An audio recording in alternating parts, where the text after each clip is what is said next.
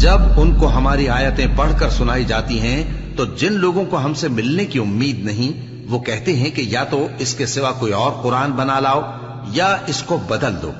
کہہ دو کہ مجھ کو اختیار نہیں ہے کہ اسے اپنی طرف سے بدل دوں، میں تو اسی حکم کا تابع ہوں جو میری طرف آتا ہے۔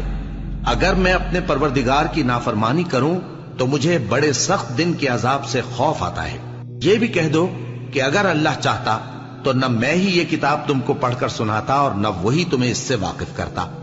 بس میں اس سے پہلے تم میں ایک عمر رہا ہوں اور کبھی ایک جملہ بھی اس طرح کا نہیں کہا، بھلا تم سمجھتے نہیں؟ تو اس سے بڑھ کر ظالم کون ہوگا جو اللہ پر جھوٹ باندھے یا اس کی آیتوں کو جھٹلائے؟ بے شک گنہگار فلاح نہیں پائیں گے۔ اور جب ان کو پڑھ کر سنائی جاتی ہیں ہماری روشن آیات، قال الذین لا یرجون لقاءنا، پھر وہی لفظ آ گیا، کہتے ہیں وہ لوگ کہ جو ہم سے ملاقات کے امیدوار نہیں ہیں۔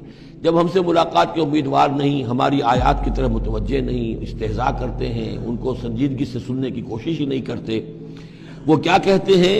ایتے بقرآن غیر ھذا او بدلہ، اے محمد اس قرآن کے سوا کوئی قرآن آپ پیش کریں یا اس میں کوئی ترمیم کریں۔ اٹس ٹو ریجڈ، یہ تو بہت سخت ہے۔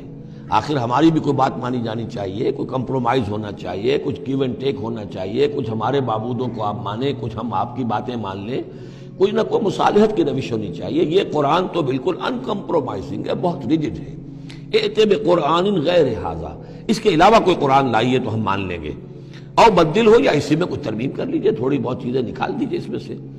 قل ما یکون لی ان ابدلہ من تلقاء نفسی، اے نبی کہہ دیجئے میرے لیے ہرگز ممکن نہیں ہے کہ میں اس میں اپنے جی سے اپنی طرف سے کوئی تبدیلی کر دوں۔ ان اتبع الا ما یوحی الی، میں تو خود پیروی کرتا ہوں اس کی جو میری طرف وحی کی جا رہی ہے، میں پابند ہوں، میں اس کے اندر کوئی کمی بیشی، کوئی ترمیم و تنسیخ نہیں کر سکتا۔ انی اخاف ان عصیت ربی عذاب یوم عظیم، مجھے خود ڈر ہے اگر میں اپنے پروردگار کی نافرمانی کروں گا تو ایک بڑے دن کے عذاب کی پکڑ میں آ جاؤں گا۔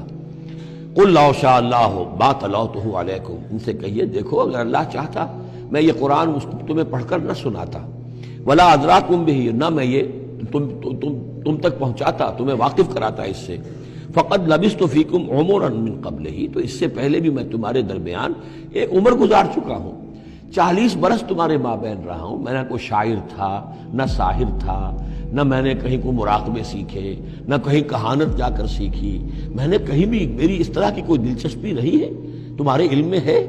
کہیں میں نے کوئی مشق کی ہو؟ اگر کوئی شخص ادیب بننا چاہتا ہے تو بہرحال کوئی مشق کرتا ہے، کوئی شعر کہنا چاہتا ہے تو مشق کرتا ہے، پھر رفتہ رفتہ منجھ جاتا ہے، اس کی صلاحیتیں نکھر جاتی ہے۔ تم نے میرے پوری 40 برس کی زندگی میں کوئی ایسی شے دیکھی؟ قد لبثت فیکم عمرا من قبلہ، اس سے پہلے میں تمہارے درمیان ایک عمر گزار چکا ہوں، افلا تعقلون، تو کیا عقل سے کام نہیں لیتے؟ فمن اظلم ممن افترى علی اللہ کذبا، تو کون بڑھ کر ظالم ہوگا اس سے جس نے اللہ کی طرف جھوٹ بات منسوب کی؟ یعنی اگر یہ قرآن جو میرے پاس آ رہا ہے اللہ کی طرف سے نہیں ہے اور میں گھڑ کر پیش کر رہا ہوں تو مجھ سے بڑھ کر ظالم کوئی نہیں، مجھ سے بڑا گناہگار کوئی نہیں۔ لیکن دوسری طرف اوکذب بآیاتہ، اور اگر یہ واقعتاً اس کی آیات ہے تو جو ان کو جھٹلا دے گا اس سے بڑا ظالم کوئی نہیں۔ تو یہ دونوں چیزیں جو ہے برابر کی چوٹ اب آ گئی ہیں، اب ہر شخص کو دیکھنا ہے کہ وہ کیا روش اختیار کر رہا ہے۔ انہ لا یفلح المجرمون، یقیناً مجرم لوگ جو ہیں وہ فلاح نہیں پایا کرتے۔